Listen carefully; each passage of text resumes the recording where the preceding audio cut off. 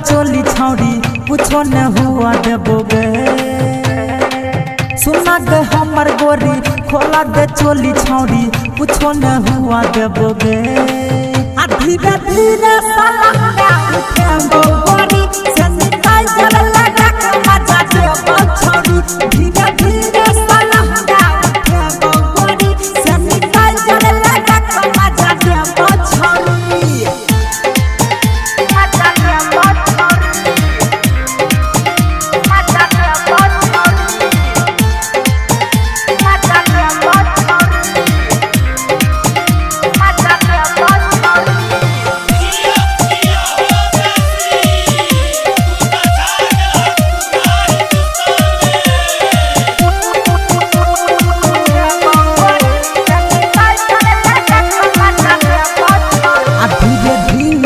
चोली के खोलबो फेरो पाजा में तोड़ा के धरबो।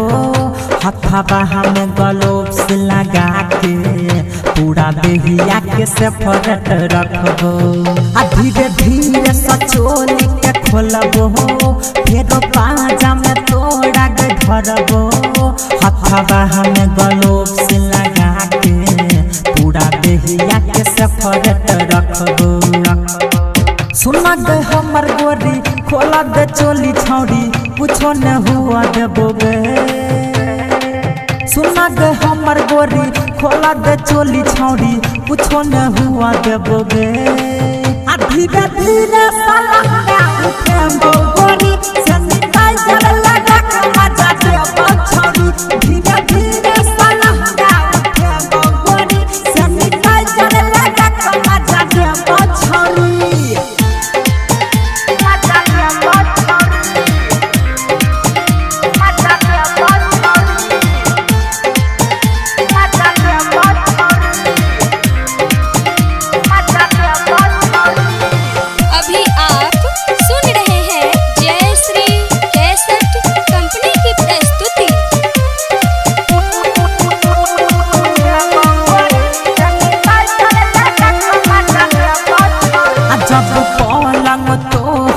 हिलत हो बड़ी महाजा तोरा मिलत हो।